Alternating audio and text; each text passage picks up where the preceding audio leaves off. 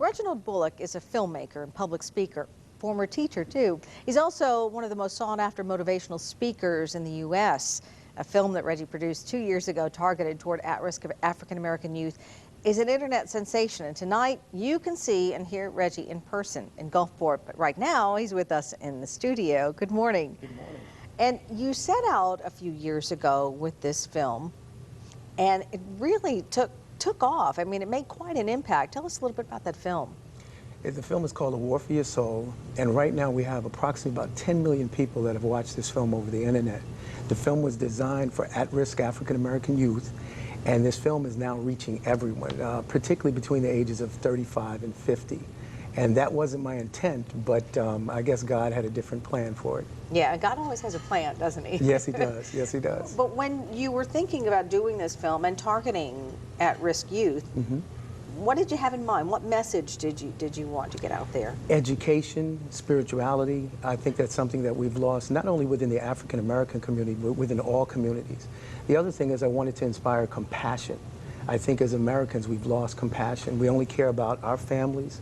We don't really care about other families. We don't care about other communities. We don't care about other countries. And if we can get that compassion back, bring that back to the way we used to be, I think we really can change not only our country, but the planet. Yeah, because tunnel vision will get us nowhere. Exactly, exactly. That's great.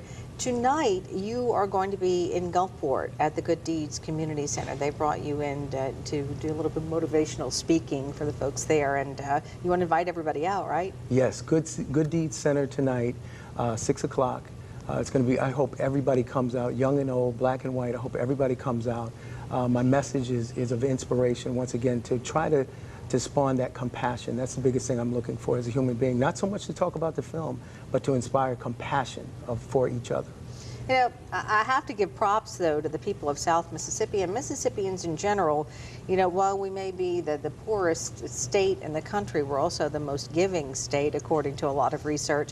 And you do find that people around here, I think, more willing to reach out to other people in need. I think because they know what it's like to be down and out. This is my third trip to Mississippi. I was in Jackson, now Biloxi and Gulfport area, and Greenville. So the people of Mississippi, they're really on top of a lot of things from my experience. Yet we get a bad rap. Yeah. Don't we? Yeah. Across I mean, you travel the country. You know what the perceptions are. It's been about 65 cities, but this is one of the most compassionate places, and I plan on coming back as many times as possible. I was applauding you as a former educator and telling you how blessed I was to have my daughter. She has two African-American male teachers this year in a junior high setting, and I don't see that often enough, and I love seeing that. And you are able to reach out and teach so many people outside of the classroom now. Right.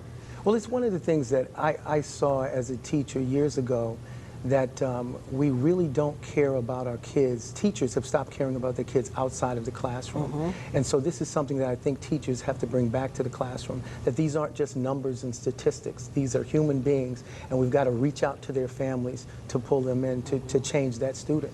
Yeah, and I say that because we're talking about the great racial divide, and I think that's one of the things in the classroom where we're seeing, you can help bring that gap together. Exactly. Well, one of the things I saw is that poverty affects everyone. It's not just black kids, it's Hispanic kids, white kids. Poverty affects everybody. So once again, the type of kids I worked with in the past, they needed more attention than just inside the classroom. You needed to follow up at home.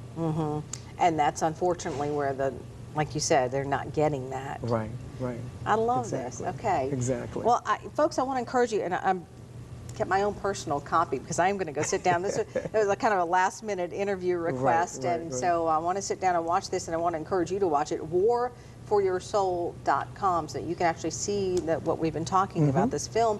But also, want to invite you out to see Reggie tonight at 6 o'clock at the Good Deeds Community Center. Free event? Yes, it's a free event. Okay. Free event. Sounds great.